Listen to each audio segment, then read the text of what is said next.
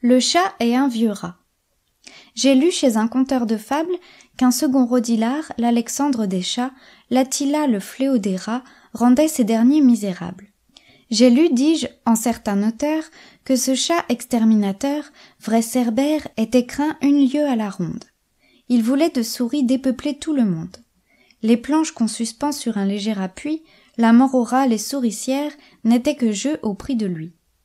Comme il voit que dans leur tanière les souris étaient prisonnières, qu'elles n'osaient sortir qu'il avait beau chercher, le galant fait le mort, et du haut d'un plancher se pend la tête en bas. La bête scélérate, à de certains cordons, se tenait par la patte. Le peuple des souris croit que c'est châtiment, qu'il a fait un larcin de veau ou de fromage, égratigné quelqu'un, causé quelque dommage, enfin qu'on a pendu le mauvais garnement. Toutes, dis-je, unanimement, se promettent de rire à son enterrement, mettent le nez à l'air, montrent un peu la tête, puis rentrent dans leur nid à rats, puis ressortant font 4 pas, puis enfin se mettent en quête. Mais voici bien une autre fête.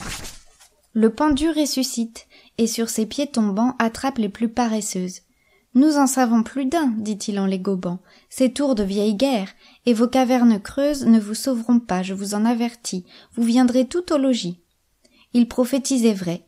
Notre maître Mythis, pour la seconde fois, les trompe et les affine, blanchit sa robe et s'enfarine, et de la sorte déguisé, se niche et se blottit dans une huche ouverte. Ce fut à lui bien avisé. La jante trotte-menu s'en vient chercher sa perte. Un rat, sans plus, s'abstient d'aller flairer autour. C'était un vieux routier, il savait plus d'un tour. Même il avait perdu sa queue à la bataille. Ce bloc enfariné ne me dit rien qui vaille, s'écria-t-il de loin au général des chats. Je soupçonne dessous encore quelques machines. Rien ne te sert d'être farine, car quand tu serais sac, je n'approcherai pas. C'était bien dit à lui, j'approuve sa prudence.